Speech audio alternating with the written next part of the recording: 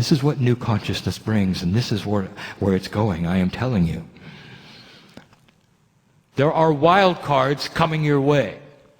Wild card is described and defined as that which occurs on the planet, which everyone can see, that is normally geopolitical, which no one ever expected, ever. Example which we have spoken of in the past is the fall of one of the largest economies and systems you have ever witnessed, called the Soviet Union. Total and complete collapse almost overnight without war. The wild card. What you didn't expect.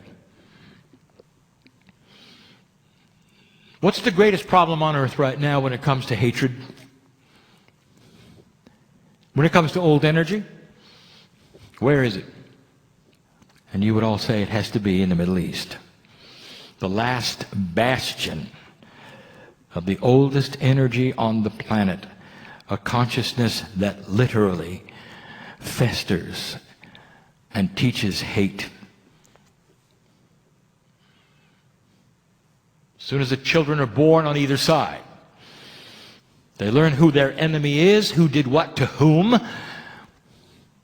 and how they should get revenge. To this day it is taught.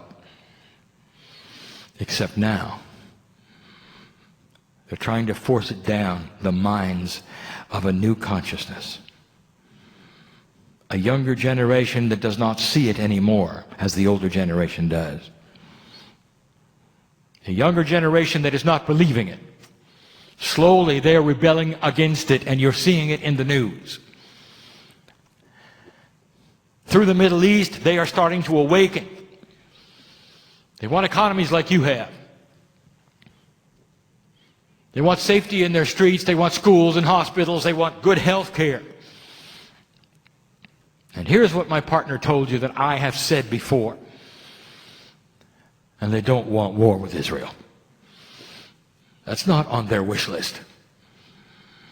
And now we'll give you the wild card yet again. You need to hear it yet again, and there will be those who hear it and read it who know exactly where I'm going with this. The reestablishment of the glory that was Persia.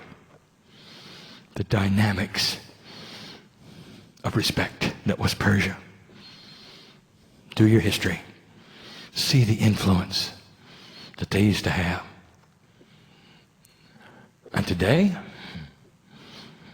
they're the pariah of the world. Now that is ripe for a wild card. For everybody thinks one thing is going to happen over there. And there are bombs all ready for it too. They may even use a few. Don't be shocked, for it might be the catalyst for the change. The country called Iran is overwhelmingly young. And the revolution that potentially will occur there will be more than just a revolution. There will be eventually a consensus. The best way to reestablish respect in the world, to open the borders for trade, to be seen as a benevolent Islamic nation, is for them to reestablish what the prophet told them. The prophet went into the cave, and the angel gave the information to unify the tribes of Arabia and give them the God of Israel.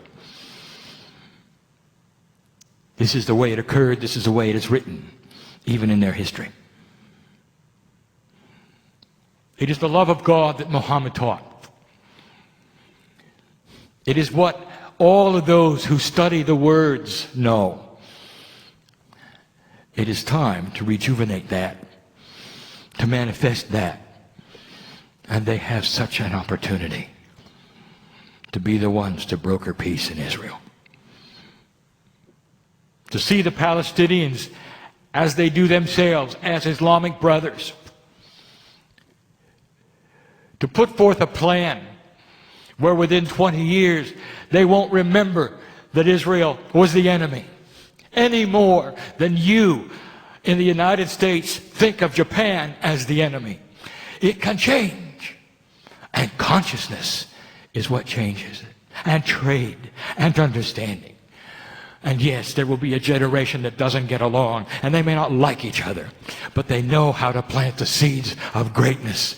And that part of the world, the wild card can take place, and you will see the beginning of the unsolvable becoming reality. Just like the Cold War went away overnight.